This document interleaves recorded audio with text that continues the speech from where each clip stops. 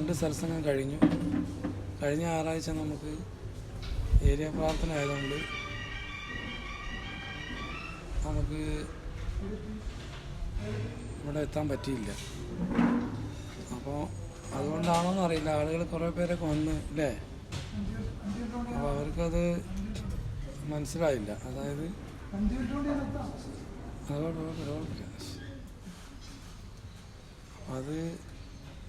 അതുകൊണ്ടാണോന്ന് അറിയില്ല, ഇന്ന് കുറച്ച് ബ്രേക്ക് അതുകൊണ്ടായിരിക്കാം ചിലപ്പോൾ.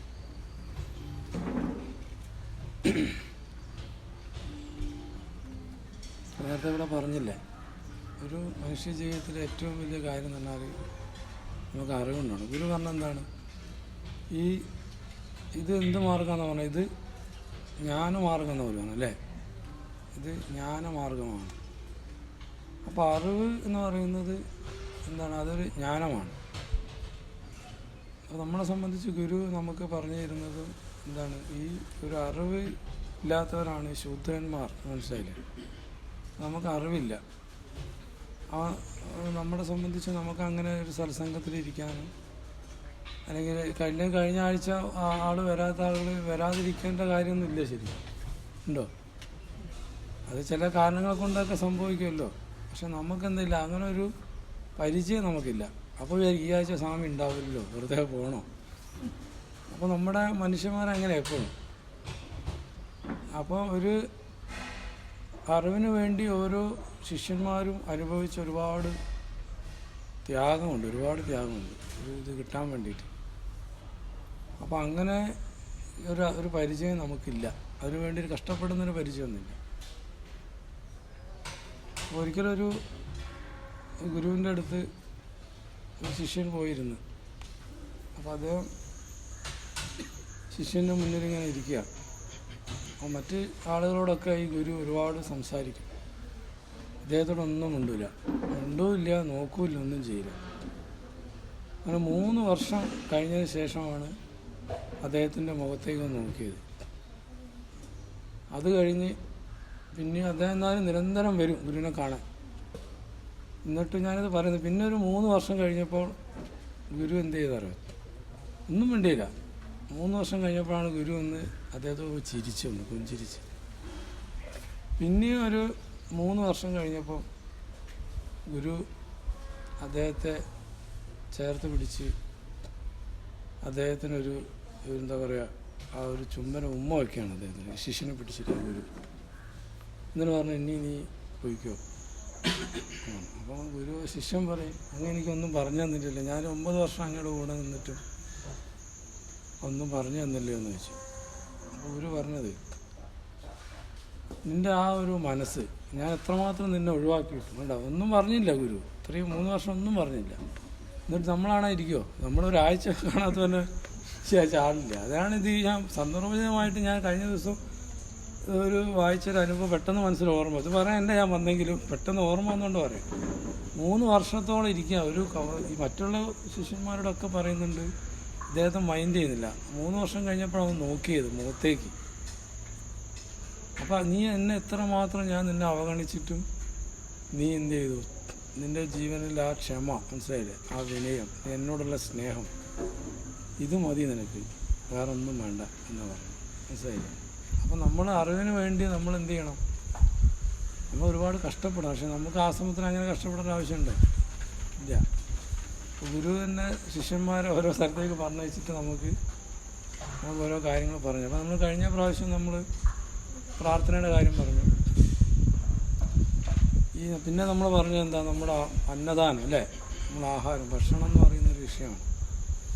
ഇപ്പോൾ ആഹാരം എന്ന് പറയുന്നത് ശരിക്കും ഇനിയിപ്പോൾ ആളില്ലെങ്കിലും വേറെ വഴിയില്ല. ഇനിയിപ്പോൾ ഇത്ര ആൾ മതി. നമ്മളിപ്പോൾ ആളൊക്കെ വന്നിട്ട് സംസാരിക്കാൻ എന്നാലും നടക്കില്ല.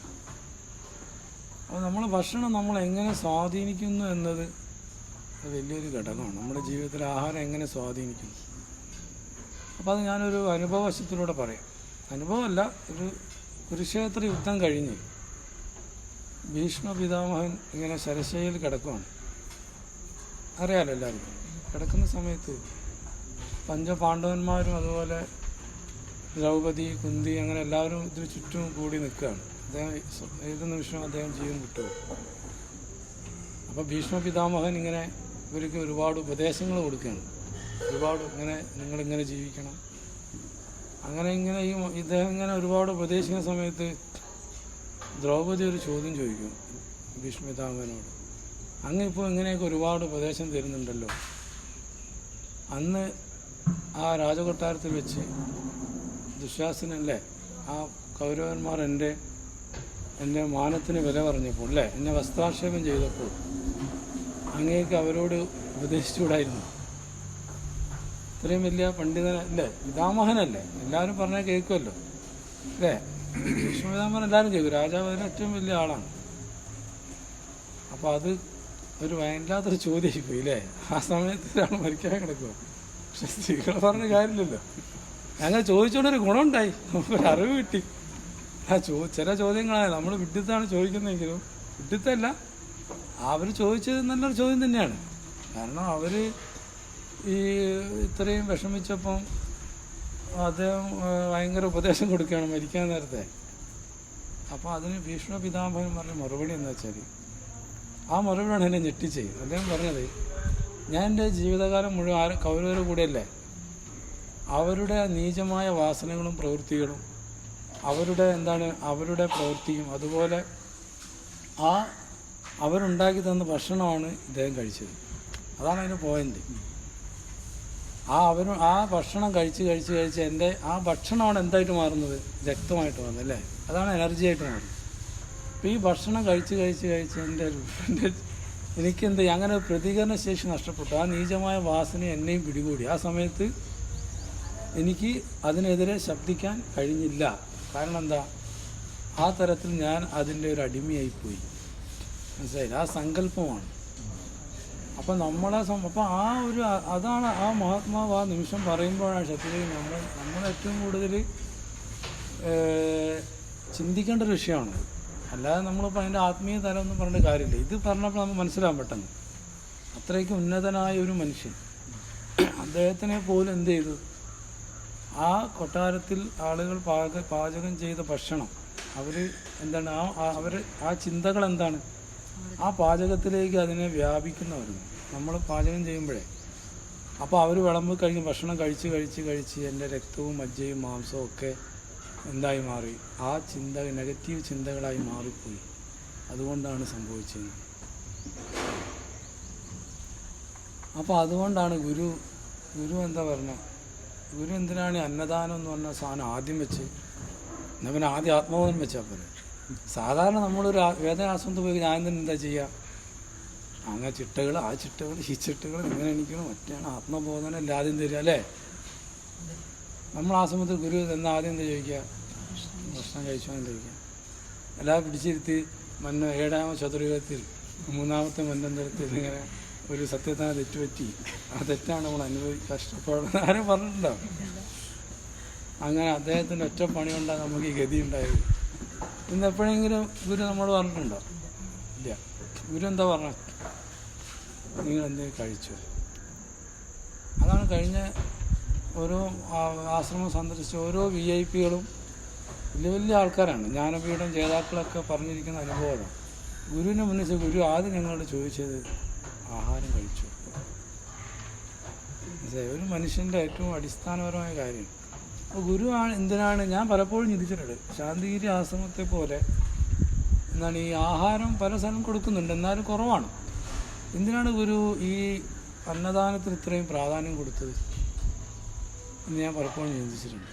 കാരണം നമ്മളെ ആത്മീയമായി പറഞ്ഞ് നമ്മുടെയൊക്കെ നന്നാക്കിയെടുക്കാൻ കുറച്ച് പാടാണ്. മനസ്സിലായില്ലേ? നമ്മുടെ ജീവിതം ശുദ്ധീകരിക്കുന്ന ഒരു കർമ്മം എന്ന് പറയുന്നത് പ്രാർത്ഥനയാണെങ്കിൽ പോലും നമ്മൾ 5 നേരം ഭക്ഷണം കഴിക്കില്ല അല്ലേ? എത്ര നേരം പ്രാർത്ഥിക്കാം നമ്മൾ? ചിലപ്പോൾ പ്രാർത്ഥനയൊക്കെ അല്ലേ 2 നേരം എന്ന് പറഞ്ഞാൽ പാടാണ്. ചില ആൾക്ക് 2 നേരം മിനിമം. അതിൽ തന്നെ നമ്മൾ ചെറിയൊരു ടൈമല്ലേ എടുക്കുകയുള്ളൂ. ഒരുപാടൊന്നും ഭക്ഷണം കഴിക്കാൻ നമ്മൾ എത്ര സമയം എടുക്കില്ല. കഴിച്ച് രാവിലെ നമ്മൾ എണീക്കുമ്പോൾ ചായ ബിസ്ക്കറ്റ് എന്തെങ്കിലും കഴിക്കും. അതെന്താ ബെഡ് കോഫി, ഇന്നലെ ശാന്തിമാൻ്റെ മീറ്റിംഗ് പറഞ്ഞു, രാവിലെ ബെഡ് കോഫി എന്നതിന് പറയാം. അത് രാത്രി നമ്മൾ ഉറക്കം ബെഡിൽ തന്നെ കിടന്ന് കുടിക്കണം. അത് ചെയറിലിരുന്ന് കുടിച്ചാൽ ചെയർ കോഫിയാവും. അപ്പോൾ നമ്മൾ എന്താണെന്ന് വെച്ചാൽ നമ്മൾ അതൊരു വെസ്റ്റേൺ കൾച്ചറാണ്. നമ്മൾ അവരെ വന്ന് പഠിപ്പിച്ചത്, നമ്മൾ ഇന്ത്യൻ കൾച്ചറല്ല. അപ്പോൾ നമ്മളെ പരമ്പരയിൽ ഇതുണ്ട്, ഇപ്പോൾ വീടുകളിലൊക്കെ ഉണ്ട്. മോനെ കുടിക്കൂ, അവനെ പല്ലും കൂടി തേച്ചിട്ടുണ്ടാവില്ല, കഴിച്ച് കണ്ണും കഴിച്ച് അമ്മ ചായ കൊടുക്കും, മോനെ കുടിക്കൂ. അപ്പോൾ ആ കളിച്ച് കുടിക്കും. അപ്പോൾ ഇന്നലെ ഗുരുവിൻ്റെ ഒരു അനുഭവം ഇന്നലെ പറഞ്ഞു. ഗുരു ഇന്നലെ ശനിയാഴ്ച കുട്ടികളുടെ സത്സംഗമുണ്ട്, അതിന് നമ്മൾ ഗുരുവിൻ്റെ ജീവിതമാണ്. അപ്പോൾ അതിൽ ഗുരുവിൻ്റെ ചിട്ടകളെന്താ? പ്രാർത്ഥന കഴിയാതെ ഗുരു ജലപാനം പോലും ചെയ്യില്ല, വെള്ളം പോലും കുടിക്കില്ല ഗുരു. ആ 3 മണിക്ക്, ആ 5 വയസ്സ്, ആ 3-4 വയസ്സ് പ്രായമുള്ളപ്പോൾ തന്നെ ഗുരു 3 മണിക്ക് എഴുന്നേൽക്കും. എന്നിട്ട് ചന്ദനത്തിൽ കത്തിച്ച് എന്തിനാ പ്രാർത്ഥിക്കുന്നത്? ഗുരു വെള്ളം പോലും കുടിക്കില്ല. ഇങ്ങനെയാണ് ഗുരു പ്രാർത്ഥിച്ച്. പക്ഷെ നമ്മൾ എന്ന് പറയുന്നത്, അതിലേക്ക് ഞാൻ പോകുന്നില്ല. നമ്മളുടെ ആ ഒരു എന്താണ്, നമ്മുടെ കുട്ടികൾ ആ ഒരു എന്താണ്, ആ ഒരു സംസ്കാരമായിപ്പോൾ നമ്മുടെ വീടുകളിൽ അല്ലേ. അപ്പോൾ ഞാൻ അതിലേക്ക് ഞാൻ ജസ്റ്റ് ഒന്ന് പോയെന്നുള്ളൂ. അപ്പോൾ നമ്മളെന്ത് ചെയ്യണം? അങ്ങനെയാണ് നമ്മൾ അവിടെ മുതൽ ബെഡ് കോഫി തുടങ്ങും, പിന്നെ അല്ലാതൊരു കോഫി, പിന്നെ ബ്രേക്ക്ഫാസ്റ്റ്, പിന്നെ അതിൻ്റെ ഇടയ്ക്ക് ചില കണ്ണൂർ ഭാഗത്തൊക്കെ 11 മണിക്ക് വേറൊരു ചായ കൂടി ഉണ്ട്. ചായയും പുഴുക്കും എന്തെങ്കിലും ഉണ്ടാവില്ലേ, അതുകൊണ്ടാണ് ഇപ്പോൾ ഉണ്ടോ അറിയില്ല. അത് കഴിഞ്ഞ് ഉച്ചയ്ക്ക് ഭക്ഷണം വേറെ, 4 മണിക്കൊരു ചായയും കടിയും വേറെ, അത് കഴിഞ്ഞ് രാത്രി വേറെ, അതിൻ്റെ ഇടയ്ക്ക് വേറെ. എല്ലാം കൂടെ ആയിട്ട് മനുഷ്യൻ ഏറ്റവും കൂടുതൽ സമയം ചിലവഴിക്കുന്നത് എന്തിനാണ്? പ്രാർത്ഥിക്കാനാണോ? അല്ല. അതുകൊണ്ടാണ് ഗുരു അന്നദാനത്തിനാണ്. അതുപോലെ ഞാൻ കൊണ്ടുവന്നത്. വേറെ ഒരു മഹാത്മാക്കൾ ഇന്ന് വരെ ഇങ്ങനെ ഒരു തന്ത്രം എടുത്തിട്ടില്ല. യേശു എന്താ പറഞ്ഞത്? മനുഷ്യൻ ജീവിക്കുന്നത് അപ്പക്കഷ്ണം കൊണ്ട് മാത്രമല്ല, ദൈവവചനങ്ങൾ കൊണ്ടുകൂടുന്ന ക്രിസ്തു പറഞ്ഞു. നമ്മളോട് പറഞ്ഞാലോ, നമ്മൾ വിറ്റുദാസനത്ത് പോവില്ല. ഇവിടെ ഭക്ഷണം ഇല്ല പറഞ്ഞോട്ടെ, പ്രേമട്ട് പറയും സ്വാമി ദിവസം കഴിഞ്ഞല്ലേ. ഉദാഹരണം പറഞ്ഞാണ്, പ്രേമട്ടനല്ല. ഇവിടെ ഭക്ഷണം ഇല്ലയെന്ന് വിചാരിച്ചോ, രാവിലെ ഇല്ല, നമ്മൾ ക്ഷേത്രത്തിൽ പോയി ഭക്ഷണം കിട്ടുമോ? അവിടെ പോയി കഴിഞ്ഞാൽ പൂജാരി എന്താ സാധനം എറിഞ്ഞു വരും. നമ്മളെ ക്യാച്ച് ഇങ്ങനെ പിടിക്കണം. കിട്ടിയാൽ കിട്ടി, ചിലപ്പോൾ പോയി അല്ലേ. പുള്ളി നമ്മളെ തൊടും, മൈൻഡ് ചെയ്യില്ല, അങ്ങനെ ദൂരം ഇങ്ങനെ എറിഞ്ഞു വരും, ഇങ്ങനെ. അപ്പോൾ ആ ക്രിക്കറ്റൊക്കെ പഠിച്ചവനാണ് രക്ഷപ്പെട്ടത്. അപ്പോൾ അങ്ങനെ പിടിക്കും, ഇല്ലെങ്കിൽ അവൻ്റെ കാര്യം പോക്കാം. അപ്പോൾ ഇവിടെ ഭക്ഷണം ഇല്ലാതെ ആയിക്കോട്ടെ, എന്തായിരിക്കും സ്ഥിതി എടുത്തത്? നമ്മളിവിടെ ഇപ്പോൾ ഇരിക്കും ഇവിടെ ഉച്ചയ്ക്ക് ഇല്ല. എല്ലാവരും രാവിലെ വന്ന് പ്രാർത്ഥിച്ച് 6-ന്റെ ആരാനും കൂടി സ്വാമി സുബ്രഹ്മണ്യൻ ഓക്കെ, പിന്നെ ഇങ്ങോട്ട് ആരും ഉണ്ടാവില്ല ഇവിടെ. അപ്പോൾ ഗുരു എന്താണ്, ആ മറ്റൊരു മഹാത്മാവും അല്ലെങ്കിൽ ഒരു ആചാരം, യേശു ക്രിസ്തു തന്നെ പറഞ്ഞ ഇതാണ്, നിങ്ങൾ ദൈവവചനങ്ങൾ കൊണ്ടുകൂടിയാണ്. അത് അപ്പക്കഷ്ണം വേണ്ടി മാത്രമല്ല, നമ്മളല്ലേ. അങ്ങനെയാണ് എല്ലാ ഗുരുക്കന്മാരും പറഞ്ഞത്. നമ്മളെ ഗുരു എന്താ പറഞ്ഞത്? ദൈവവചന സർക്കാരം കുറച്ച്, അത് 3-മത്തെയാണ്. ആതുരസേവനം കഴിഞ്ഞിട്ട് ആത്മബോധനം, 2-മത്തെ അല്ല, 3-മത്തെയാണ്. അപ്പോൾ ഗുരുവിന് മനസ്സിലായി ഇവർ ശൂദ്രന്മാരാണ്, ഇവർക്ക് ഭക്ഷണം കൊടുത്തില്ലെങ്കിൽ ഇവരിവിടെ നിൽക്കില്ല. അല്ല, ഗുരു അതിന് ഒരു സങ്കല്പമുണ്ട്. ഭക്ഷണം ഗുരു അങ്ങനെ നമുക്ക് വിശപ്പ് മാറാൻ വേണ്ടി തരുന്നത് മാത്രമല്ല, അതാണ് ഗുരു ലക്ഷ്യം. ഇതല്ല, നമ്മളൊന്ന് നന്നാക്കണം. അപ്പോൾ നമ്മളോട് പറഞ്ഞാൽ നമ്മളൊന്നും അനുസരിക്കുമോ? ഗുരു പറഞ്ഞാൽ അനുസരിക്കുകയാണെങ്കിൽ അപ്പോൾ നമ്മളെപ്പോഴേ നന്നായി പോയില്ലേ അല്ലേ? ഇത്ര കൊല്ലയാസം തോന്നുന്നു. നമുക്ക് എന്തെങ്കിലും ഒരു മാറ്റമുണ്ടോ? നമ്മൾ ഓരോരുത്തരോട് ചോദിച്ചാൽ മതി. നമ്മൾ വ്യക്തിപരമായിട്ട് നമ്മളോട് ചോദിക്കാം. ചെറിയ മാറ്റമൊക്കെ ഉണ്ട്, അത് പിന്നെ ആർക്കും ഉണ്ടാവും. അല്ലാതെ നമ്മളെ സംബന്ധിച്ച് നമ്മളുടെ ആ ഒരു എന്താ പറയുക, നമ്മുടെ ആ ഒരു നമ്മൾ ഗുരുവിനെ ആളുകൾ ഓർക്കുന്ന രീതിയിലൊക്കെ നമുക്ക് എത്തിയിട്ടുണ്ടോ? ഇല്ല. നമ്മളെ കാണുമ്പോഴല്ലേ ആ ഒരു ലെവലിൽ അത്ര ഇല്ലെങ്കിലും നമ്മൾ ആ ഒരു, അപ്പോൾ ഗുരുവിനറിയാം ഇവർക്ക് ഭക്ഷണം നല്ല ഫുഡ് കൊടുക്കണം. അപ്പം നമ്മൾ ശാന്തിഗിരി ആശ്രമത്തിൽ പോയി കഴിഞ്ഞാൽ അവിടുത്തെ കഞ്ഞി കുടിച്ചാണ്ടല്ലോ ഭയങ്കര ടേസ്റ്റ് അല്ലേ അല്ലേ? കാരണം ആ ഒഴുക്ക് എന്നാലും പഴയ ഒരു കപ്പയില്ലേ, ഇപ്പോൾ അത് കാണുന്നില്ല, ചെറുതായിട്ട് അരിഞ്ഞിട്ട് ഇങ്ങനെ ഒരു കപ്പയുടെ ഒരു തോരൻ പോലെ ഒരു സാധനമുണ്ട്. അതിങ്ങനെ വണ്ടി ഇങ്ങനെ അന്ന് ഇത് തറയിൽ ഇരുന്നിട്ട് ഇങ്ങനെ ഉരുട്ടി കൊണ്ടുപോകും സാധനം. ഞാനൊക്കെ നോക്കി നിൽക്കും, ഇതെന്താ സംഭവം ഒന്നും പിടിയിട്ടില്ല. ഇങ്ങനെ കുറേ ആൾക്കാർ ഉരുട്ടി കൊണ്ടുവന്നതാണ്, ഇങ്ങനെ ഒന്നിങ്ങനെ വിളമ്പിത്തരും. അപ്പോൾ അന്ന് അവിടെ നമ്മൾ ഭക്ഷണം കഴിച്ചിട്ട് നമ്മൾ ഓരോ പ്രവർത്തനത്തിനൊക്കെ പോലെ ഓരോ സ്ഥലത്ത്. അപ്പോൾ ഞങ്ങൾ ശാന്തിഗിരി ആശ്രമത്തിൽ നിന്ന് വരികയാണ് എന്ന് പറയുമ്പോൾ അവരെന്താ പറയാറ്, പിന്നെ ഞങ്ങൾക്കറിയാം, ഞങ്ങൾ അന്നൊരു കല്യാണത്തിന് പോയി, അവിടെ കഴിച്ച ഭക്ഷണത്തെ രുചി ഇപ്പോഴും പോയില്ല. എത്രയോ വർഷം മുന്നേ അവർ പോയത് ആശ്രമത്തിൽ. അവർ വിശ്വാസം എന്നല്ലേ, ഏതോ ആളൊരു കല്യാണത്തിന് അവർ ബന്ധുക്കളൊക്കെ പോകുമല്ലോ, അങ്ങനെ പോയതാണ്. പക്ഷെ പോയി കഴിഞ്ഞപ്പോൾ അവിടുന്ന് ഭക്ഷണം കഴിച്ചപ്പോൾ അവർ പിന്നെ നമ്മളൊരു 3-4 വർഷം കഴിഞ്ഞിട്ടാണ് ആ വീട്ടിൽ ചെല്ലുന്നത്, പർണ്ണശാല സമർപ്പണ നോട്ടീസ് കൊടുക്കാൻ വേണ്ടി. അപ്പോൾ അവർ അന്നും ഒരു ആവേശത്തോടു കൂടി അവർ പറയുന്നത് എന്താ പറഞ്ഞത്, അന്ന് അവിടുന്ന് കഴിച്ച ഭക്ഷണത്തിൻ്റെ ആ രുചി ഇപ്പോഴും മാറിയില്ല. നല്ല ഭക്ഷണം ഇപ്പോഴും ആൾക്കാർക്ക് അറിയുന്ന ആശ്രമത്തിൻ്റെ ആശയത്തെക്കുറിച്ച് ആൾക്കാർക്ക് അറിയോ പുറത്തുള്ളവർക്ക് ഇല്ലേ? പക്ഷെ ആൾക്കാർ എന്തോ പറയും, അല്ല പക്ഷെ ഇവിടെ അങ്ങനെ തന്നെ നമ്മൾ ആശ്രമത്തിൽ ബ്രാഞ്ചുകളിലൂടെ കഴിച്ച് പുറത്തുള്ള ആൾക്കാർ വന്ന് ഭക്ഷണം കഴിച്ചു കഴിഞ്ഞാൽ അവർ പറയും നല്ല ഭക്ഷണം അവിടെ നല്ല ഒരു. ചിലപ്പോൾ നമ്മൾ കൊടുക്കുന്ന ഭക്ഷണം നമ്മൾ ചെറിയ സാധനമൊക്കെ ആയിരിക്കും, ചിലപ്പോൾ ഇവിടുത്തെ എന്താണ് കപ്പളങ്ങയൊക്കെ ആയിരിക്കും, എന്താണ് എന്താ പറയുന്നത്, പപ്പായ, അതായിരിക്കും. അതൊക്കെ ഇവിടുന്ന് പറിച്ചെടുക്കുന്ന സാധനമൊക്കെ ആയിരിക്കും.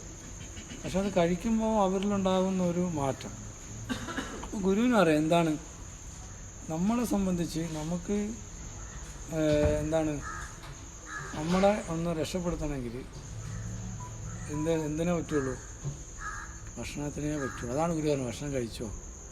അപ്പോൾ ചിലപ്പോൾ ഭക്ഷണം കഴിച്ചു കഴിഞ്ഞ് വരുമ്പോണ്ടല്ലോ ഈ വ്യക്തിയുടെ ചിലപ്പോൾ വന്നിട്ട് കുറേ ചോദ്യങ്ങളൊക്കെ ചോദിക്കാൻ വന്ന ആളായിരിക്കും, ഭയങ്കരമായിട്ട് ഗുരുവിനെ ഇതാക്കണം ഒക്കെ വന്ന ആളായിരിക്കും. ഭക്ഷണം കഴിച്ചു വന്നാൽ പിന്നെ ഇയാളൊന്നും കൊണ്ടുവരാ, മനസ്സിലായോ?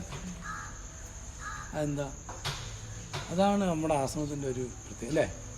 നമ്മൾ ആശ്രമത്തിൻ്റെ ഏത് കാര്യത്തിലായാലും, നമ്മൾ ഇവിടെയായാലും എവിടെയായാലും നമ്മൾ ആശ്രമത്തിൻ്റെ ഒരു ആഹാരം നമ്മൾ കഴിച്ചു കഴിഞ്ഞാൽ ആ ചിലപ്പോൾ നമുക്ക് തന്നെ നമുക്കും അങ്ങനെ ഉണ്ട്. നമുക്കൊരുപാട് പ്രയാസം കൊണ്ട് നമ്മൾ ചെന്ന് ചിലപ്പോൾ ഗുരുവിനെ കണ്ടില്ല, ഗുരു പറയും ആഹാരം കഴിച്ചു വരാൻ പറഞ്ഞ് നമ്മൾ കഴിച്ചു വരുമ്പോഴേക്കും നമ്മുടെ പകുതി ഒരാശ്വാസം നമുക്ക് കിട്ടാറില്ലേ? അതെന്തുകൊണ്ടാണ്? ആ പ്രക്രിയയാണ് ഗുരു എന്ത് ചെയ്ത്, ഗുരു അത് ചെയ്തു വെച്ച് എന്തുകൊണ്ടാണ്? അതാണ് ഗുരു ആദ്യം അന്നദാനം എന്ന് പറഞ്ഞത്. ആ അന്നദാനം എന്ന് പറയുന്നതിലൂടെ മാത്രമേ എന്ത് ചെയ്യാൻ പറ്റുള്ളൂ, നമ്മളെപ്പോലെയുള്ള ശൂദ്രന്മാർ, മനസ്സിലായില്ലേ? ഞാനുൾപ്പെടെ പറയുന്നത് നമുക്ക് എന്തില്ല, പ്രാർത്ഥിച്ചിട്ട് ഇത് നേടാനുള്ള ഒരു ത്രാണി ആയിട്ടില്ല.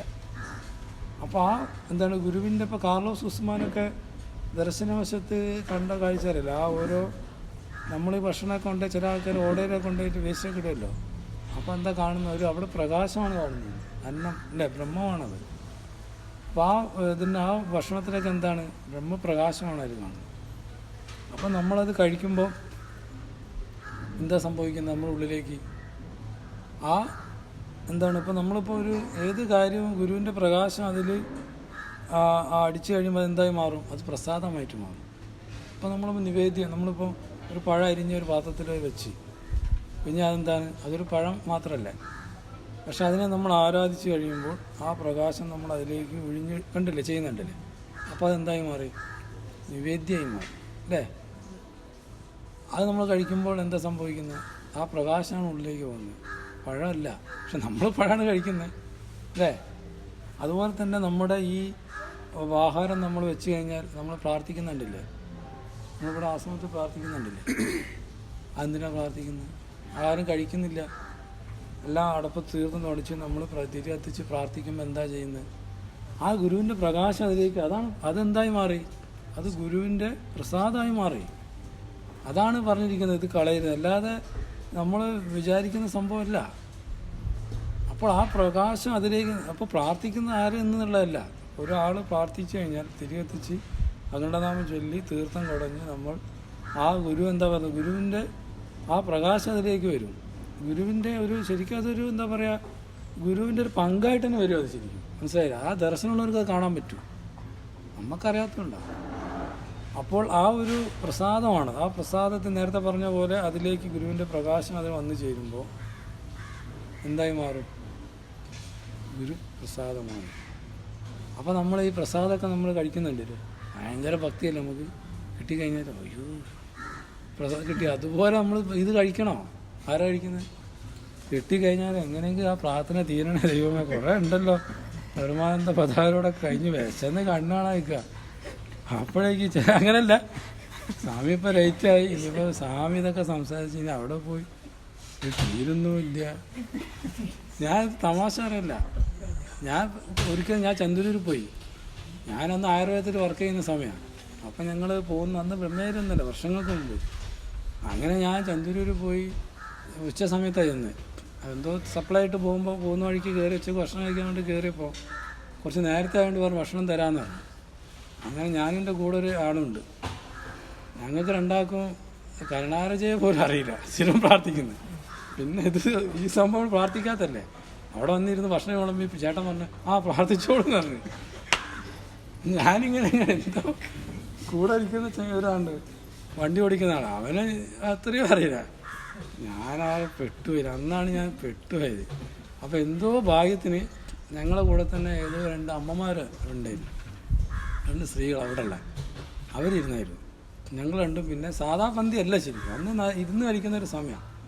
അപ്പോൾ ഓപ്പോസിറ്റ് ഈ 2 അമ്മമാരുണ്ടായിരുന്നു. അപ്പോൾ അവരുണ്ടായിരുന്നു. അപ്പോൾ എന്നോട് ഞാൻ പ്രാർത്ഥിക്കാൻ പറഞ്ഞവർ ചോദിച്ച് ആശ്രമത്തിൽ നിൽക്കുന്ന ആൾക്കാരല്ലേ, നമ്മൾ തിരുവനന്തപുരമൊക്കെ ഉള്ളതല്ലേ, ഭയങ്കര പ്രാർത്ഥനയായി വെച്ച്. ഞാൻ അറിയോ, ഞാൻ സകല ദൈവമേ ഗുരുവേ രക്ഷിക്കണേന്ന് പ്രാർത്ഥിച്ചു. അപ്പം ഞാൻ അവർക്ക് അറിയില്ലെങ്കിൽ പെട്ടുപോയില്ലേ. ഇവിടെ ആണെങ്കിൽ ബോർഡിൽ എഴുതി വെച്ചു, അന്ന് എഴുത്തൊന്നുമില്ല. ഈ ഇപ്പം എത്ര പേര് കാണാതെ അറിയാം, ആരും ചിരിക്കൊന്നും വേണ്ട. അതിൽ ചിരിയെ കണ്ടവർ ഇവരൊക്കെ പഠിച്ചിരിക്കുന്നു. ഇല്ലേ, ഭാഷയൊക്കെ ഭയങ്കര ചിരി.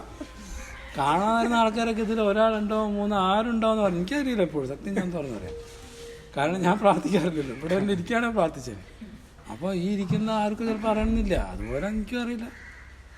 അപ്പം ഞാൻ പറഞ്ഞു എന്താ ശരി. അപ്പോൾ അവിടെ ഇരുന്ന് പ്രാർത്ഥിച്ചു. അപ്പം ഞാൻ അത് പറയാനാണ് വന്നത്. അപ്പോൾ നമ്മൾ ഈ പ്രാർത്ഥന അവർ പ്രാർത്ഥിച്ചുകൊണ്ട് രക്ഷപ്പെട്ടു. പിന്നെ ഭക്ഷണം കഴിച്ച് പോയി. അപ്പം ഞാൻ പറഞ്ഞത് അപ്പം എന്താണ്, നമ്മൾ ഭക്ഷണത്തിന് മുന്നിൽ ഇരിക്കുമ്പോൾ സാധാരണ എന്താ ആ പ്രാർത്ഥന ചൊല്ലും എന്താണ് അല്ലേ, ആ പ്രാർത്ഥനയിൽ എല്ലാ സങ്കല്പമില്ലേ, രോഗങ്ങളൊക്കെ മാറുന്ന കാര്യം അറിയാൻ പോകുന്നില്ല. അപ്പോൾ അത് ചെയ്യുന്ന സമയത്ത് നമ്മൾ എന്ത് ചെയ്യും, നമ്മുടെ മനസ്സ് അതിനോടുകൂടെ നിൽക്കണം.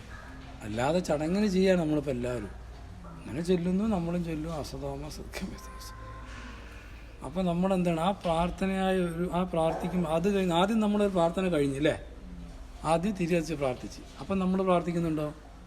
ഇല്ല. അത് അവിടെ ഇരിക്കുന്ന 1, 2 അടുക്കളയിൽ നിൽക്കാൻ. പിന്നെ നമ്മുടെ പ്രാർത്ഥനയാണിത് അല്ലേ. അപ്പോൾ 2ാമത്തെ പ്രാർത്ഥന അവിടെ വന്നു. അപ്പോൾ ആ പ്രാർത്ഥന നമ്മളെ കൊണ്ട് ചെയ്യിക്കുന്നത് എന്താ, അത് പ്രാർത്ഥിക്കുമ്പോൾ ആ കഴിക്കുന്ന നമുക്ക് അതിൻ്റെ ഒരു ഊർജ്ജമായിട്ട് വരണം. അത് മനസ്സിലായി. നേരത്തെ ഞാൻ പറഞ്ഞില്ലേ, ഭീഷ്മപിതാവിന് സംഭവിച്ചില്ലേ, ഇതുപോലെ നമുക്കും സംഭവിക്കാതിരിക്കാൻ വേണ്ടിയാണ് നമ്മൾ ആശ്രമത്തിൽ വന്നിട്ട് ഗുരു വരുന്ന ഭക്ഷണം കഴിക്കാൻ പറയുന്നത് അല്ലേ. ആശ്രമത്തിൽ വന്ന് ഭക്ഷണം കഴിക്കുമ്പോൾ എന്താ നമ്മൾ ബാക്കിയെല്ലാ ദിവസവും വീട്ടിൽ നിന്നല്ല കഴിക്കുന്നത്. അപ്പോൾ ആശ്രമത്തിൽ വന്ന് നമ്മൾ ആ പ്രാർത്ഥനയോട് കൂടി നമ്മളത് ചെയ്യുമ്പോൾ ആ ഭക്ഷണം പ്രസാദമായി മാറി.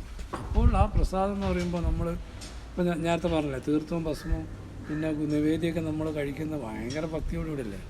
അത്രയും ഭക്തി വേണമെന്നല്ല ഞാൻ പറയുന്നത്. എന്നാൽ നമ്മൾ ആ ആഹാരത്തിന് എന്ത് ചെയ്യണം, നമ്മളതിനെ മാനിക്കണം, അതിനെ ആദരിക്കണം. മനസ്സിലായില്ല. അപ്പോൾ നമ്മുടെ ആ ചിട്ട ഗുരു എന്തിനാണ് കൊണ്ടുവന്നത്, എന്നാൽ പിന്നെ എല്ലാവർക്കും ഭക്ഷണം കഴിച്ചാൽ പോരെ. അത് നമുക്ക് നമ്മുടെ ആ നേരത്തെ പറഞ്ഞില്ലേ, നമ്മുടെ ആ ജീവൻ്റെ ആ കുറവുകളെ മാറ്റാൻ വേണ്ടിയാണ് ഇത് കഴിക്കുന്നത്. ഭക്ഷണം കഴിച്ചാൽ നമ്മൾ കുറവ് മാറുന്ന സ്ഥലം വേറെ എവിടെയെങ്കിലും ഉണ്ടോ? നമ്മൾ ആസ്വദിച്ച് കഴിക്കുന്ന സംഭവമല്ലേ. വിശപ്പ് മാറാൻ വേണ്ടി നല്ല പായസം ഉണ്ട് എന്ന് അറിയില്ല, ഭക്ഷണം കൂട്ടി നമ്മളിങ്ങനെ കഴിച്ച് ഭയങ്കര സന്തോഷമല്ലേ. അതിൽ കൂടി പോലും ഗുരു നമുക്ക് ഒരു മാറ്റം തരികയല്ലേ. ശരിയല്ലേ. പ്രാർത്ഥിക്കാൻ തന്നെ കുറച്ച് കഷ്ടപ്പാടുള്ള സംഭവം. അപ്പോൾ ഗുരു മനസ്സിലായി ഇവർക്ക് ചെറിയ ചെറിയ ടെക്നിക്കുകൾ ഉപയോഗിക്കേണ്ടി വരും. അപ്പോൾ നമ്മുടെ ആഹാരത്തിലൂടെ അപ്പോൾ നമ്മുടെ എന്താണ് ഗുരു നമുക്ക് തന്നിരിക്കുന്ന ആ ഒരു ഏറ്റവും വലിയ കാരുണ്യമാണെന്ത്, നമ്മുടെ ആഹാരം. മനസ്സിലായില്ലേ. അപ്പോൾ അത് നമ്മുടെ ജീവൻ്റെ എത്രയോ ജന്മത്തിൻ്റെ കർമ്മഗതികളെ അത് അഴിച്ചു മാറ്റുകയാണ്.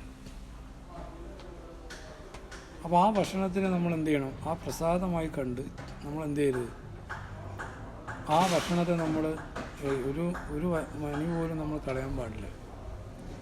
ആ അത്രയും തൂക്കത്തിന് നമ്മൾ നന്മ നഷ്ടപ്പെടും. കാരണം ഗുരു ആ പട്ടിണി കിടന്ന് നമുക്കറിയാം, ഗുരുവിൻ്റെ അവധൂത കാലഘട്ടത്തിൽ ഗുരു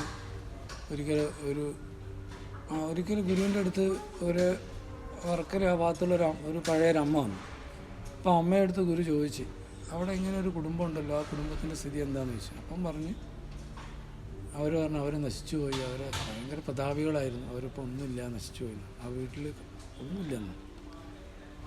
അപ്പോൾ ഗുരു പറഞ്ഞ ശരി, ഗുരുവിൻ്റെ അവധൂത കാലഘട്ടത്തിൽ ഗുരു ഒരിക്കൽ അവിടെ പോയി ആഹാരം ചോദിച്ച സമയത്ത് ഒരു ആഹാരം കുഞ്ഞിന് കൊടുത്തില്ല. മനസ്സിലായില്ലേ? അതുകൊണ്ട് എന്ത് പറ്റി? ആ കുടുംബത്തിന് ആ ഒരു ഗതികേട് വന്നു. മനസ്സിലായി? അപ്പോൾ ആഹാരത്തിൻ്റെ മഹത്വമാണ് ഞാൻ പറയുന്നത്. അപ്പോൾ ആ ഒരു മഹത്വത്തിൽ വേണം നമ്മളിതിനെ കാണാൻ. അല്ലെങ്കിൽ എന്ത് സംഭവിക്കും? ആ ഭക്ഷണത്തെ മാനിച്ചില്ലെങ്കിൽ നമ്മളെ വീട്ടിൽ ഐശ്വര്യം പോകും. ഒരിക്കലും ഇങ്ങനെ ഞാൻ ഇപ്പോൾ കഴിഞ്ഞ ദിവസം വായിച്ചതാണ്. ഒരിക്കലും പ്രവാചകന് പായസം ഭയങ്കര ഇഷ്ടമാണ്. നബി തിരുമേനിക്ക് പായസം എല്ലാവർക്കും ഇഷ്ടമാണ്. പക്ഷേ അതിനങ്ങനെ പറയുന്നത് പ്രവാചകന് ഭയങ്കര ഇഷ്ടമാണ് പായസം. അപ്പോൾ പുള്ളിയുടെ ഒരു ഭാര്യ, ആൾ പേരും ഓർക്കുന്നില്ല, അവരിങ്ങനെ പായസം ഉണ്ടാക്കിക്കൊണ്ടിരിക്കുക. അപ്പോൾ കുറച്ചപ്പുറത്തെ വീട്ടിൽ നിന്ന് ഏതോ ഒരു പെൺകുട്ടിയാണ്. ആ കുട്ടിക്ക് അറിയാം പ്രവാചകന് പായസം ഇഷ്ടമാണ്. അതുകൊണ്ട് ആ കുട്ടി എന്ത് ചെയ്തു? വീട്ടിൽ നിന്ന് കുറച്ച് പായസം ഉണ്ടാക്കി കൊണ്ടുവന്നു. മനസ്സിലായോ? പായസം ഉണ്ടാക്കി കൊണ്ടുവന്ന സമയത്ത് പ്രവാചകൻ അവിടെ ഇരിക്കുകയാണ്. അപ്പോൾ പ്രവാചകന് സലാമൊക്കെ പറഞ്ഞ് അതെന്താ മോളെ പറഞ്ഞ് കുറച്ച് പായസം കൊണ്ടുവന്നു. അപ്പോൾ അറിയാലോ, ഭാര്യമാരുടെ സ്ഥിതി അറിയാലോ. അതാണ് ഈ സ്ത്രീകളുടെ ഒരു കുഴപ്പം. അതാണ് പ്രവാചകൻ്റെ ഭാര്യയായിട്ട് പോലും ആ അറിവില്ല. എന്നാൽ അവർ മനസ്സിൽ ഭയങ്കര ദേഷ്യം പിടിച്ചു. ഞാൻ പായസം ഉണ്ടാക്കുകയാണ്, അപ്പോൾ ഒരു കുട്ടി പായസം കൊണ്ടുവന്നു. അപ്പോൾ ഈ പായസം എന്താണ് എന്ന് ഒരു മനസ്സിൽ ഭയങ്കര അവർക്ക് ഇത് വന്ന് കണ്ടോ. അപ്പോൾ ഈ പായസം എന്താണെന്ന് ഒരു ചെറിയൊരു എന്തോ ഒരു തൂക്കുപാത്രത്തിലാണ് കൊണ്ടുവന്നു. അപ്പോൾ ഈ കുട്ടി ഇങ്ങനെ കയ്യിൽ നിന്ന് ഇവർ എന്താ പായസം എന്തൊരു നല്ല ഇതിനേക്കാൾ കുറച്ച് നല്ലതാണെന്ന് തോന്നുന്നത്. അപ്പോൾ അവരാ പിടിച്ചു വലിച്ച് ആ കയ്യിൽ നിന്ന് പിടിച്ചു വാങ്ങിയ സമയത്ത് ഇത് താഴെ വീണു. നോക്കിക്കേ, താഴെ വീണ്ട പായസമൊക്കെ താഴെ വീണു. ആ കുട്ടിക്ക് ഭയങ്കര വിഷമാവില്ലേ? പ്രവാചകന് ഭയങ്കര വിഷമമായി. അതാണ് അപ്പം പ്രവാചകൻ ചെയ്ത അതാണ് ഞാൻ പറഞ്ഞത്. പ്രവാചകൻ ചെയ്ത എന്താണെന്നറിയാം? ആ വീണ പായസം മുഴുവൻ കൈകൊണ്ട് അടിച്ചെടുത്തെന്ന് പറഞ്ഞു കഴിക്കാൻ വേണ്ടിയിട്ട്. എന്നിട്ടെന്താ പറഞ്ഞതെന്നറിയാം? നിൻ്റെ ഉമ്മ എന്ന് പറഞ്ഞു, ഒരു ഭാര്യ, നിൻ്റെ അമ്മയ്ക്ക് ഒരബദ്ധം പറ്റിപ്പോയതാ മോളെ, ക്ഷമിക്കണം. ഉണ്ടോ? മാനിച്ചുണ്ടോ? ആ കുട്ടിയുടെ ആ മനസ്സ് അപ്പം എത്ര സന്തോഷമായി. ആ സ്ത്രീ എന്ത് ചെയ്ത്? സ്ത്രീ സഹജമായൊരു കാര്യം ഞാൻ പറയണ്ടല്ലോ. അവർ പിടിച്ചു വലിക്കേണ്ട ഒരാവശ്യമില്ല. അവർ മനഃപൂർവ്വം പിടിച്ചു വലിച്ചായിരിക്കും ചിലപ്പോൾ, എനിക്ക് തോന്നുന്നു. പക്ഷെ ചിലപ്പോൾ ആയിരിക്കില്ല, നോക്കറിയാതെ വീണ് പൊട്ടിത്താറ വീണ്. അപ്പോൾ ആ പ്രവാചകൻ എന്താ ചെയ്തത്? അതിനെ ആ കൈകൾ കൊണ്ട് അതിനെ വാരിയെടുത്ത് പാത്രത്തിലാക്കി കഴിച്ചു എന്ന് പറയുന്നത്. നമ്മളാണ് കഴിക്കുക. ആ കുട്ടിയോട് എന്താ പറഞ്ഞ്? നിൻ്റെ ഉമ്മയ്ക്കൊരു അബദ്ധം പറ്റിയതാണ്. വേറെ ഭർത്താക്കന്മാരാണ് എന്താ പറയുക? ചീത്ത വിളിക്കൂലേ? മാഷാണെങ്കിൽ അപ്പം ചീത്ത വിളിക്കും. അപ്പം ഞാനൊക്കെ ഉദാഹരണം വീട്ടിൽ ഇപ്പോൾ പായസത്തെ താഴെ വീണ് കഴിഞ്ഞാൽ അപ്പം ഞാൻ പോയി കഴിഞ്ഞാൽ എന്ത് പണി? പിന്നെ അവിടെ അന്ന് അടിയിക്കും, അവിടെ പൊരിഞ്ഞടിക്കും അല്ലേ? സത്യമല്ലേ? നമ്മൾ അങ്ങനെ ചിന്തിക്കുകയുള്ളൂ. നമ്മളെ സംബന്ധിച്ച് നമുക്ക് അങ്ങനെ എന്തില്ല, ആ ഒരു അറിവ് നമുക്കില്ല. ആ കുട്ടിയുടെ മുന്നിൽ വെച്ച് അങ്ങനെ ചീത്ത പറഞ്ഞാൽ എന്തോ എന്തെങ്കിലും. അപ്പോൾ ആ കുട്ടിക്ക് എന്തായി? ആ കുട്ടിക്ക് മനസ്സിലായി അവർക്ക് തെറ്റ് പറ്റിയതാണ്, അബദ്ധത്തെ പറ്റിയതാണ്. മനസ്സിലായി? പ്രവാചകൻ മനസ്സിലായി. പഠിച്ചു പഠിച്ചപ്പോൾ പൊട്ടിച്ച. പക്ഷെ ആ കുട്ടിയിൽ ആ തെറ്റിദ്ധാരണ ഒഴിവാക്കാൻ വേണ്ടി എന്ത് ചെയ്തു? ഒരബദ്ധം പറ്റിയതാണ് എന്ന് പറഞ്ഞില്ല. അങ്ങനെ പറയുന്ന എത്ര ഭർത്താക്കന്മാരുണ്ട് അല്ലേ? അതുപോലെ പിടിച്ചു വലിക്കാത്ത എത്ര അമ്മമാരുണ്ട്. അപ്പം എന്താണ്? ആ മാനിച്ചുണ്ടല്ലേ? അതാണ് നമ്മൾ ചെയ്യേണ്ടത്. അതാണ് തിരുവള്ളുവരല്ലേ, കേട്ടില്ലേ? അദ്ദേഹം മരിക്കുന്നവരെ ഭാര്യ സൂചി നൂലോടെ കൊണ്ടുപോയി. എല്ലാവർക്കും അറിയുന്ന കാര്യമാണ്. ഒരിക്കലും അത് ഉപയോഗിക്കേണ്ടി വന്നില്ല. അവസാനം അദ്ദേഹത്തിൻ്റെ പത്നിയുടെ ആ മരിക്കുന്ന സമയത്ത് ചോദിച്ചപ്പോൾ അദ്ദേഹം പറഞ്ഞെടുത്തു, എന്തെങ്കിലും ഞാൻ കഴിക്കുമ്പോൾ ഒരു മണി അരി വറ്റ് പുറത്ത് പോയാൽ അത് സൂചി കൊണ്ട് കുത്തി ആ ഗ്ലാസ്സിൽ കഴുകി കഴിക്കാൻ വേണ്ടിയാണ് ഗ്ലാസും ഒരു സൂചി അവിടെ വെച്ചത്. മനസ്സിലായോ? പക്ഷെ ഒരിക്കലും അദ്ദേഹത്തിന് അത് ഉപയോഗിക്കേണ്ടി വന്നില്ല. കാരണം അത്രയും കാലത്തെ ജീവിതത്തിൽ ഒരു മണി പോലും പുറത്ത് പോയിട്ടില്ല. അതുകൊണ്ട് ആ ഭാര്യയ്ക്ക് മനസ്സിലാക്കാൻ പറ്റിയില്ല അതെന്തിനാന്നുള്ളത്. അദ്ദേഹം പറഞ്ഞതുമില്ല. നമ്മളാണെങ്കിൽ ആ ഡെയിലി സൂചി എടുത്ത് കുത്തേണ്ടി വരും. സൂചി മതിയാവില്ല, സൂചീൻ്റെ ഒരു സമ്മേളനം തന്നെ ആയിരിക്കും അല്ലേ? നമ്മൾ ശ്രദ്ധിച്ചിട്ടുണ്ടാകും. നമ്മളെ ഒരു ദിവസം തന്നെ വെക്കുമ്പോൾ മനസ്സിലായി എന്തിനാണ്. ഏറ്റവും നേരം കഴിക്കുമ്പോൾ വെള്ളം സൂചി എന്തിനാണെന്നുള്ള മനസ്സിലാവും. അദ്ദേഹത്തിന് എത്രയോ വർഷങ്ങൾ അത് മനസ്സിലാക്കാൻ പറ്റി. അപ്പോൾ എന്താണ്? അതാണ് ശ്രദ്ധ. ഭക്ഷണം കഴിക്കുമ്പോൾ നമുക്ക് ശ്രദ്ധയില്ലാത്തത്. വലിയ ശ്രദ്ധയില്ല, ഭക്ഷണം കഴിക്കുമ്പോൾ തീരെ ഇല്ല. നമ്മളാ എന്തോ അതാണ് നമ്മുടെ ആ ഒരു അങ്ങനെ ആയിപ്പോയി. നമ്മളൊരു സംസ്കാരം നമ്മളങ്ങനെ ആരും പറഞ്ഞ് പഠിപ്പിച്ചില്ല. നമ്മളെ കുട്ടികളത് പഠിപ്പിക്കണം. ഞാൻ അവസാനിപ്പിക്കണം സമയം. ഒന്നാമത് എനിക്ക് വയ്യ, ഞാൻ എത്രയും പറയണമെന്ന് വിചാരിച്ചില്ല. പിന്നെ പറഞ്ഞു വരുമ്പോൾ ഇങ്ങനെ ഓരോ അനുഭവങ്ങൾ മനസ്സിലേക്ക് ഇങ്ങനെ കയറി വരുന്നുണ്ട്. ഇതൊക്കെ ഞാൻ അടുത്ത് വായിച്ച ഓരോ അനുഭവങ്ങളാണ്. അപ്പോൾ നമ്മളിങ്ങനെ ഈ കാര്യങ്ങളെക്കുറിച്ച് അറിയണം, നമ്മൾ കുറേ മനസ്സിലാക്കണം. നമ്മൾ അപ്പോഴേ ഇത് മനസ്സിലാവും, ഇല്ലെങ്കിൽ നമുക്കൊന്നും അറിയില്ല. അപ്പോൾ എന്താണ്, അപ്പോൾ നമ്മുടെ ആ ഒരു കുട്ടികൾ അപ്പം അല്ല, ആ കുട്ടികളെ ഗൃഹസ്ഥാശ്രം നിക്ഷിപ്തമായിരിക്കുന്ന കർമ്മം എന്താണ്, അവർ ചിട്ടയായി അവരാദ്യം ജീവിക്കണം, എന്നിട്ട് വേണം കുട്ടികൾ. അല്ല നമ്മൾ ചോറൊക്കെ താഴെ മോനെ ഒരു മണി പോലും താഴെരുത്, നീ കർമ്മദോഷം പിടിക്കും, നീ വീടിൻ്റെ ഐശ്വര്യം പോകും, അച്ഛൻ മമ്മി കഴിക്കുമ്പോൾ ഫുള്ള് പുറത്തേക്കും. അപ്പം നമ്മളത് എന്ത് ചെയ്യണം, ചിട്ടയോടെ പാലിച്ചിട്ട് ആ മക്കളെ അങ്ങനെ വളർത്തിയിട്ട് കൊണ്ടുവരണം.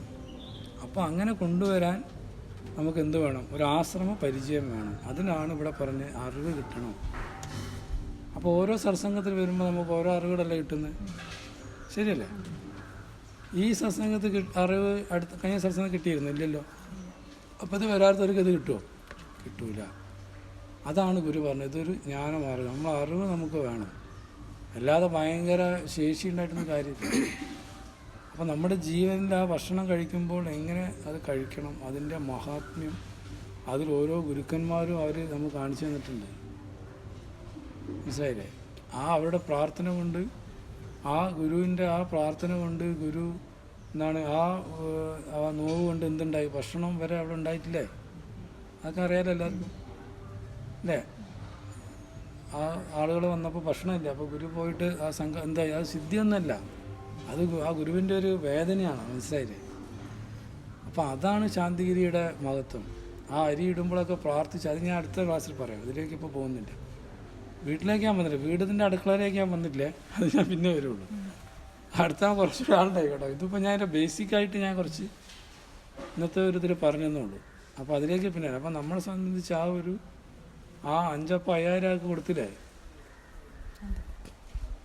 ആ ഏതോ ഒരു അമ്മ ആ യേശുവിനെ കാണാൻ പോകുന്ന കൂട്ടത്തിൽ ആ പയ്യന് കഴിക്കാൻ വേണ്ടി കൊടുത്താണ് 5 എണ്ണം, അല്ലാതെ ആൾക്കാർക്ക് കൊടുത്തതല്ല, മനസ്സിലായില്ല? അപ്പോൾ ആ പയ്യനൊരു ത്യാഗമുണ്ട്. അവൻ എന്ത് ചെയ്ത്, അതാണ് ഒരിക്കൽ പറഞ്ഞത്, അവനത് കൊടുത്തില്ലേ, നമ്മളാണ് കൊടുക്കുമോ? ഞാൻ എനിക്ക് എന്താണെന്ന് അറിയില്ലേ, എനിക്ക് കഴിക്കണം, എൻ്റെ വിശപ്പാണ്. അപ്പോൾ അവിടെ ആ ഒരു ഇതാണ്, അത് അതിലേക്ക്. അപ്പോൾ എന്താണ് നമ്മുടെ ആ രീതിയിൽ നമ്മൾ എന്ത് ചെയ്യണം, ആഹാരത്തെ നമ്മൾ പ്രസാദമായിട്ട് അതിൽ ഗുരു ഇരിക്കുന്നു, മനസ്സിലായില്ലേ? അല്ല, ഓരോ അരിമണിയിലും ഇല്ലേ നമ്മുടെ ദൈവത്തിൻ്റെ നാമം അതിൽ എഴുതിയിട്ടുണ്ട് എന്ന് പറയുന്നത്. അപ്പോൾ നമ്മൾ ആ ഭക്ഷണത്തെ നമ്മൾ എന്ത് ചെയ്യണം, നമ്മുടെ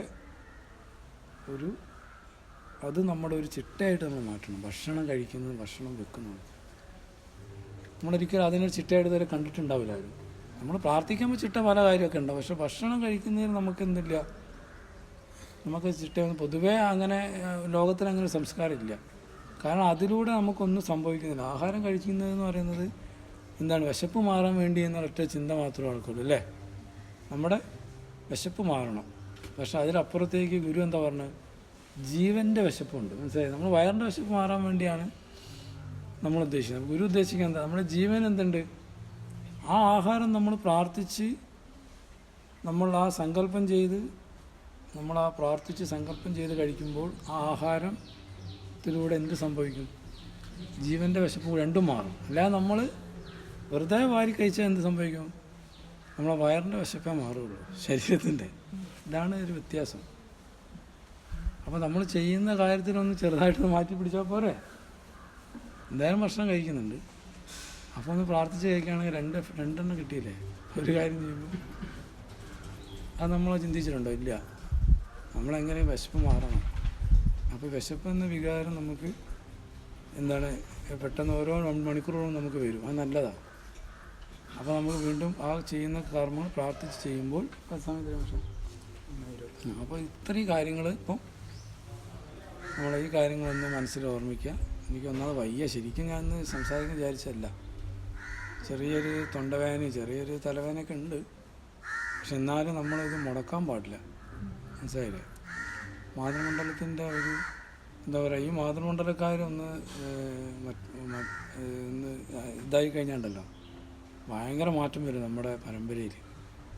അമ്മമാരിലാണ് ഇത് അറിവെത്തേണ്ടത്, മനസ്സിലായില്ലേ? അത് ഗുരുവിൻ്റെ പ്രതീക്ഷകളാണ് ഈ അമ്മമാർ. ആ അമ്മ അറിവുള്ളവളാവണം. ആ ഒരു വീട്ടിൽ ആ അമ്മയ്ക്ക് ഒരു ത്യാഗമുള്ളൊരു അമ്മ ഉണ്ടെങ്കിൽ ആ വീട്ടിൽ എല്ലാ കാര്യങ്ങളും ഒരു മുട്ടുണ്ടാവില്ല, മനസ്സിലായില്ലേ? എല്ലാവർക്കും എന്ത് ചെയ്യാൻ പറ്റില്ല, ത്യാഗപ്പെടാൻ പറ്റും. ഒരു വീട്ടിൽ 5 ആൾക്ക് പറ്റില്ല. അപ്പോൾ ഗുരു പറഞ്ഞ ഒരാളെങ്കിലും, ആ ഒരാൾ അതിൽ ഉത്തമമാരാണ്, സ്ത്രീയാണ്, അതാണെങ്കിൽ ഏറ്റവും നല്ലതാണ്.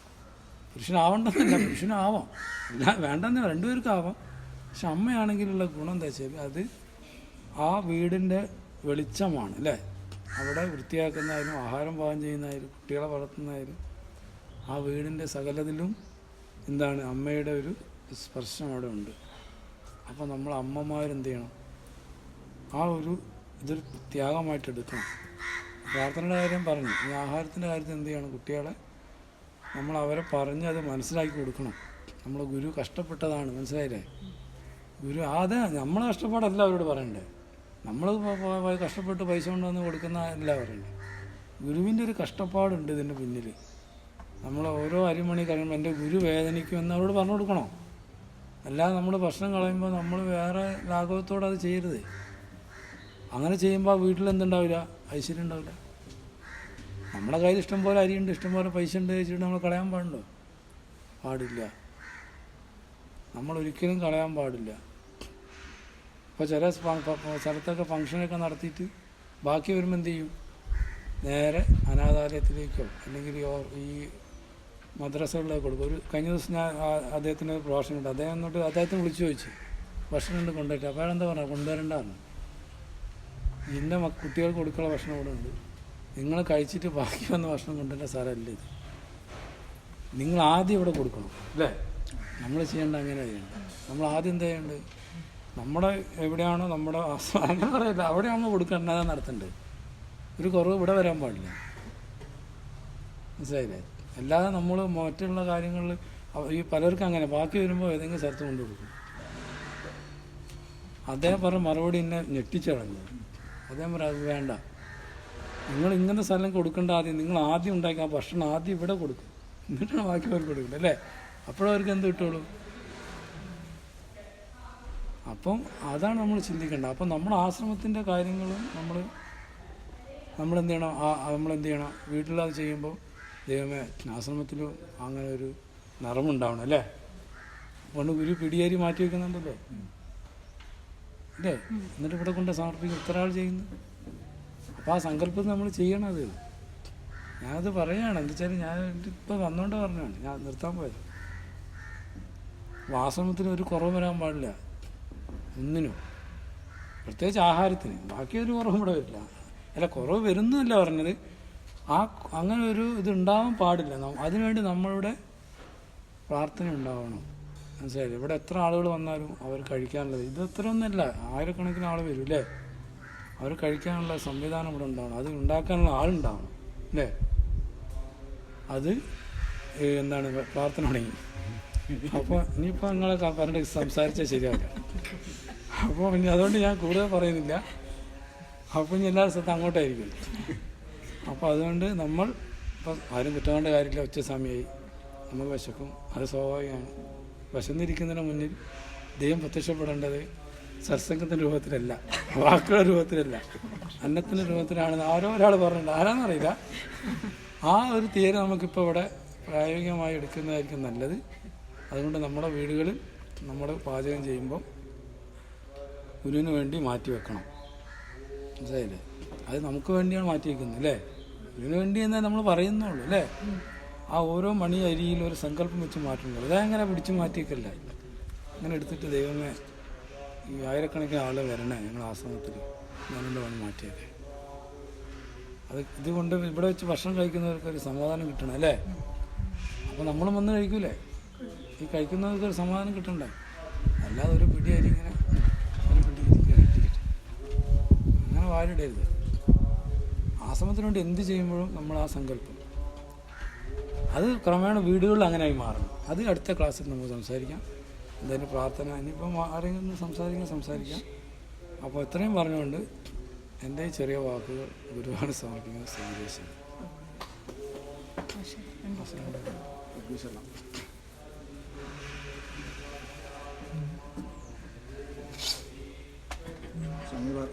സ്വാമി പറഞ്ഞതുപോലെ ഇനിയിപ്പോൾ ഞാൻ എന്തെങ്കിലും സംസാരിച്ചു കഴിഞ്ഞാൽ അധിക പ്രസംഗമാവും. കാരണം ഈ അവസാനത്തെ പീരീഡ് ക്ലാസ് എടുക്കുമ്പോഴാവും. അതുകൊണ്ട് അത് വേണ്ട. ഞാൻ ഒറ്റ കാര്യം മാത്രം സൂചിപ്പിക്കുന്നു. കഴിഞ്ഞ ദിവസം നമുക്കൊരു സർക്കുലർ വന്നിട്ടുണ്ടായിരുന്നു. അപ്പോൾ അത് സ്വാമി ഇപ്പം പറഞ്ഞതുകൊണ്ട് അത് പറയാൻ ഒരു അവസരം കിട്ടിയെന്നിരിക്കുന്നു. അതായത് പ്രാർത്ഥനാലയത്തിലും അതുപോലെ തന്നെ അടുക്കളയിലുമൊക്കെ നമ്മൾ മൊബൈൽ ഫോണോ അതുപോലെ സംസാരിക്കാനോ പാടില്ല എന്ന് പറഞ്ഞിട്ടുള്ള ഒരു സർക്കുലർ, മുംബൈയുള്ള സർക്കുലറാണ്, അത് വീണ്ടും വന്നിരുന്നു. അപ്പോൾ അത് ഞാനിങ്ങനെ അടുക്കളയിൽ നിന്ന് ഇങ്ങനെ പറഞ്ഞിരുന്നു. അപ്പോൾ അതാണ് സ്വാമി ഇപ്പോൾ വളരെ വ്യക്തമായിട്ട് പറഞ്ഞത്. ഞാൻ പണ്ട് അവിടെ ആശ്രമത്തിൽ പോയ ആദ്യം ഇങ്ങനെ ഭക്ഷണം കഴിക്കാൻ ഇരുന്നപ്പോൾ ഞാൻ കൂടിയ ഒരാളും കൂടി ഉണ്ട്. അപ്പോൾ ജനസേന സ്വാമി നമ്മൾ അവിടെ കൊണ്ട് ഇരുത്തിയതാണ്, കാരണം സ്പെഷ്യലായിട്ട്. അപ്പോൾ ഞാൻ അദ്ദേഹത്തോട് ഇങ്ങനെ അവിടുത്തെ കാര്യങ്ങളൊക്കെ സംസാരിച്ചുകൊണ്ടിരുന്നു. അപ്പോൾ ഒരു പ്രായമുള്ള ഒരാൾ വന്നിട്ട് എന്നോട് ഞാൻ സത്യം പറഞ്ഞാൽ പേടിച്ചു വരുന്നു, സംസാരിക്കരുതെന്ന്. ആ പ്രായമുള്ള വാസ്തവത്തിൽ ആദ്യം പോയ ഞാൻ പിന്നെ പോകാൻ പാടില്ല, അമ്മാതിരിയുള്ളൊരു സംസാരം. അപ്പോൾ ശരിക്കും ഞാൻ ഞെട്ടിപ്പോയി. അപ്പോൾ പിന്നെ ഞാൻ ചോദിച്ചു എന്താണ് ഇങ്ങനെ പറഞ്ഞു. അപ്പോൾ ജനസ്ഥാന സ്വാമിനെ ഞങ്ങൾ അതിൽ ആശ്വസിപ്പിച്ചു. സാർ ഇങ്ങനെയാണ് കാര്യം. അപ്പോൾ സ്വാമി പറഞ്ഞ പോലെ കാര്യങ്ങൾ പറഞ്ഞത് ഇങ്ങനെയാണ്. ആഹാരം എന്ന് പറയുന്നത് പ്രസാദമാണ് ഇതിൻ്റെ. അപ്പോൾ അത് നമ്മൾ കഴിക്കുന്ന സമയത്ത് നമ്മൾ അങ്ങനെ സംസാരിക്കാനും അതുപോലെ പ്രസാദം കഴിക്കുമ്പോൾ വളരെ ഭക്തിയോട് കഴിക്കേണ്ടതാണ്. അതുകൊണ്ട് അങ്ങനെ പറയാം, സാറൊന്നും വിചാരിക്കേണ്ടതെന്ന്. ഇപ്പോഴൊന്നും ആരും ഉണ്ടില്ല. ഇപ്പോഴത്തെ അവിടെ നിന്ന് ഫോൺ വെച്ചാൽ ആരും ഒന്നും പറയില്ല, കാരണം എല്ലാവർക്കും പിന്നെ അവർക്ക് ഒരുപാട് ആൾക്കാർ വരുന്നുണ്ട്. അപ്പോൾ അങ്ങനെ അന്ന് പറഞ്ഞു. അപ്പോൾ ഈ ഒരു കാര്യം എനിക്ക് തോന്നുന്നത് ഇവിടെയും സ്വാമി പറഞ്ഞൊരു കാര്യം. നമ്മൾ ആഹാരം കഴിക്കുന്ന സമയത്ത് പലപ്പോഴും ഞാൻ കഴിഞ്ഞ ദിവസം ഞാൻ ലളിതാമ്മയെ ഒരു ദിവസം വഴക്ക് പറഞ്ഞു, എന്താണെന്ന് അറിയില്ല, ഭയങ്കര വർത്താനായിരുന്നു. അപ്പോൾ പുതിയ ആൾക്കാർ വരുമ്പോൾ വിചാരിക്കുക ഇങ്ങനെയാണ് ഇവിടെ എന്ന് വിചാരിച്ചു. അപ്പോൾ അതുകൊണ്ട് മാതൃകത്തിൻ്റെ ആൾക്കാർ പ്രത്യേകം ശ്രദ്ധിക്കുക. ഞാൻ വികസനത്തിൻ്റെ ആൾക്കാരോട് പറഞ്ഞിട്ടുണ്ട്, ഞാൻ ഫോണിപ്പം അതിൻ്റെ ഉള്ളിൽ കൊണ്ടുവരില്ല. പ്രാർത്ഥനാലയത്തിലും വഴി നമ്മളതൊരു ഉപയോഗിച്ചാൽ അങ്ങനെ ലോകം അട്ടിമറിഞ്ഞു പോകാനൊന്നും പോകുന്നില്ല. പക്ഷേ നമ്മൾ ഗുരുവിനോട് കാണിക്കുന്ന ഒരു ബഹുമാനമാണ്. അപ്പോൾ അതെല്ലാവരും ഒന്ന് പാലിക്കണം. ആശ്രമത്തിൽ പ്രാർത്ഥനാലയത്തിനും അതുപോലെ തന്നെ നമ്മൾ ഭക്ഷണം കഴിക്കുന്നിടത്തും കഴിയുന്നത് മൊബൈൽ കൊണ്ടുപോകാതിരിക്കുക, സംസാരിക്കാതിരിക്കുക. അങ്ങനെ കാര്യങ്ങൾ ഈ സ്വാമി പറഞ്ഞ കാര്യങ്ങൾ ശ്രദ്ധിക്കുക.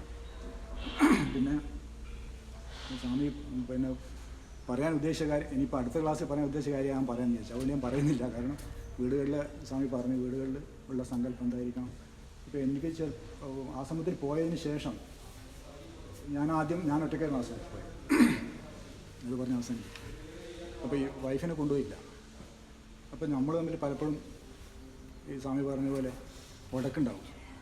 അപ്പോൾ ഈ പ്രാർത്ഥന ഇപ്പോൾ ഇല്ല സ്വാമി, ഉണ്ടായില്ല. അപ്പോൾ ഈ പ്രാർത്ഥന ഞാൻ മാത്രമേ ചെയ്യുന്നുള്ളൂ. അന്നേരം ഞാൻ വീട്ടിൽ കൂടിയില്ല. അപ്പോൾ ഞാനിങ്ങനെ സംസാരിക്കുന്ന സമയത്ത് അന്ന് ഏറ്റവും കൂടുതൽ സംസാരിക്കുന്ന രാമകൃഷ്ണനായിട്ടാണ്. പലപ്പോഴും നമ്മൾ സംസാരിക്കുക. അപ്പോൾ അവിടെ പോകുമ്പോൾ മിക്കവാറും ഒന്നുകിൽ ജനസേന സ്വാമി, അതല്ലെങ്കിൽ അത് കഴിഞ്ഞാൽ പിന്നെ രാമകൃഷ്ണൻ. ഈ രണ്ടു ആൾക്ക്. ഇപ്പോൾ രാമകൃഷ്ണനെ സംസാരിക്കുന്ന സമയത്ത് ഞാൻ പറഞ്ഞു, രാമകൃഷ്ണൻ ഇങ്ങനെ ഭയങ്കര പ്രശ്നമാണ് വീട്ടിലും പറഞ്ഞു. രാമകൃഷ്ണൻ പറഞ്ഞു, നിങ്ങൾ വൈഫിനെ കൊണ്ടുവരണം, നിർബന്ധമായിട്ട് കൊണ്ടുവരണം. വൈഫിനെ ഗുരുവിനെ കാണുക, നിങ്ങൾ കുടുംബത്തോടെ എടുത്താൽ മാത്രമേ അത് മാറുള്ളൂ എന്ന് പറഞ്ഞു. അപ്പോൾ ഞാൻ ഇവളോട് പല പ്രാവശ്യം പോകാൻ പറ്റും, പക്ഷേ ഇവളങ്ങനെ തയ്യാറാവുന്നില്ല. ഒന്നാമത് അന്ന് രണ്ടുപേർക്കും ജോലിയുണ്ട്, ആ സമയത്ത് പോകാൻ ബുദ്ധിമുട്ടാണ്. പിന്നെ ഈ പറഞ്ഞ പോലെ പെർമിഷൻ നമുക്ക് എടുക്കണം, പഴയ വീട്ടിലാണ്. അപ്പോൾ പെർമിഷൻ ഒന്നും വേണ്ട, എന്നാലും നമുക്ക് രണ്ടുപേർക്കും ലീവ് വേണം, കുട്ടികളെ ടൈം അങ്ങനെയൊക്കെ. അപ്പോൾ അവസാനം ഞാൻ പറഞ്ഞവരോട് നിന്നെ ജന്നി കാണുമെന്ന് പറഞ്ഞു. വെറുതെ പറഞ്ഞാൽ ജന്നി കാണുമെന്നും പറഞ്ഞിട്ടില്ല. അപ്പോൾ ഇവള് പറഞ്ഞേ അങ്ങനെ പറയില്ലല്ലോ എന്ന്. അവന് പറഞ്ഞെന്ന് പറഞ്ഞു, കള്ളം പറഞ്ഞത്. അങ്ങനെ ഒരു പറഞ്ഞ് അവസാനം ഒരു ഡിസംബർ വെക്കേഷൻ വെക്കേഷൻ സമയത്ത് എല്ലാവരും പോകാൻ തീരുമാനിച്ചു. അങ്ങനെ ടിക്കറ്റൊക്കെ ബുക്ക് ചെയ്താൽ പോകുന്ന സമയത്ത് ഞങ്ങൾ അവിടെ എത്തി നോക്കുമ്പോൾ നമ്മൾ പോകുമ്പോൾ ഒരു കള്ളം കൂടി പറഞ്ഞിട്ടാണ് പോയത്. എന്താണെന്ന് വെച്ചാൽ ഞങ്ങൾ ഇറങ്ങുമ്പോൾ ഒരു വാസുമാഷുണ്ട്, അവിടുത്തെ പ്രിൻസിപ്പലാണ്. അപ്പോൾ ഞങ്ങൾ ഇറങ്ങുന്ന സമയത്ത് അദ്ദേഹം നമ്മൾ ഈ കെട്ടൊക്കെ കണ്ടിച്ച് ചോദിച്ചു, വെക്കേഷൻ എവിടെയാണ് പോകുന്നത്, വിഗാലാൻഡാണോ എന്ന് ചോദിച്ചു. അപ്പോൾ ഞാൻ പറഞ്ഞ് പിന്നെ വിഗാലാൻഡ് അല്ല, ആശ്രമത്തിലാണെന്ന് പറയാനൊരു മടി. അപ്പോൾ ഞാൻ പറഞ്ഞു ആന്ന്. അങ്ങനെ അവിടെ എത്തി നോക്കുമ്പോൾ ഗുരു അവിടെയില്ല, ശിഷ്യപൂജ അവിടെയില്ല, എറണാകുളത്തുള്ളത്. അപ്പോൾ അന്ന് മധുവേട്ടൻ ഓർമ്മയോടൊന്നും അറിയില്ല. മധുവേട്ടൻ ഭാര്യയുടെ സങ്കല്പത്തിന് അവിടെ നിൽക്കുന്നുണ്ടായിരുന്നു. അപ്പോൾ മധുവേട്ടനോട് ഞാൻ പറഞ്ഞു ഇങ്ങനെ ഒരു സംഭവം ഉണ്ടെന്ന് പറഞ്ഞു. മധുവേട്ടൻ പറഞ്ഞു ഞങ്ങൾ ഗുരുവിനെ കാണാൻ വേണ്ടി ശിശുവിനെ കാണാൻ വേണ്ടിയിട്ട് അന്ന് ശിശുവിത ജനിന്ന് അവിടെ നിന്ന് എറണാകുളത്ത് പോകും, നിങ്ങൾ വരണമെന്ന് ചോദിച്ചു. അപ്പോൾ അതിന് വരാമെന്ന് പറഞ്ഞു. അങ്ങനെ നമ്മൾ എറണാകുളത്ത് ഇയാളെൻ്റെ പോണ്ടി വന്നു. ഇപ്പോൾ എറണാകുളം അവിടെ എത്തി. അങ്ങനെ ശിശുവിത കാണാൻ വേണ്ടി മധുവേട്ടൻ വരുന്ന സമയോട് പറഞ്ഞു ഇത് ആദ്യമായിട്ട് വരുന്നതെന്നൊക്കെ പറഞ്ഞു. അങ്ങനെ ശിശുവിത അടുത്തേക്ക് വെച്ചു.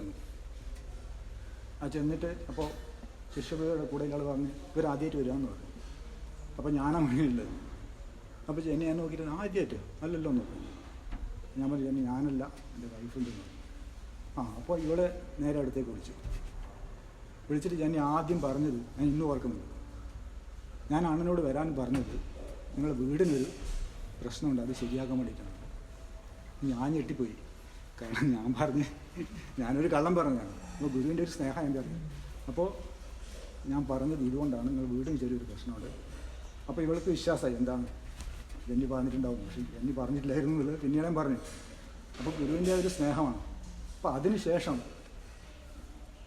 പിന്നീട് നമ്മൾ ഈ പറയുന്ന അഭിപ്രായ വ്യത്യാസങ്ങളൊക്കെ മാറിപ്പോയി. ഞാനിത് പറയുന്നത് നിങ്ങൾക്ക് വേണ്ടിയിട്ട് പറയുന്നതാണ്. ഇപ്പം നമ്മളെ ഒരു വീട്ടിൽ പ്രാർത്ഥന ചെയ്യുന്ന സമയത്ത് അത് കുടുംബസമേതം ഒരുമിച്ച് ചെയ്യുമ്പോൾ അതിൻ്റെ മാറ്റം ഭയങ്കരമാണ്. നമ്മൾ തമ്മിൽ ഇപ്പോൾ ഒരു പ്രശ്നമില്ലെന്ന് ഞാൻ പറയുന്നില്ല, പക്ഷേ അത് ഒരു 0.00 ഉണ്ടാവുമായിരുന്നു എന്ന് ടെൻഷൻ അത് കംപ്ലീറ്റ് മാറിപ്പോയി. അപ്പോൾ അത് ഗുരുവിൻ്റെ ഒരു കാര്യം ഒരു സ്നേഹമാണ്. അങ്ങനെ ഒരു ചിട്ട വീട്ടിലുണ്ടെങ്കിൽ അത് പറഞ്ഞതുപോലെ നമ്മൾ ആ ഗുരുവിൻ്റെ ഒരു കാരുണ്യം വീട്ടിൽ നടന്നിട്ടുണ്ട്.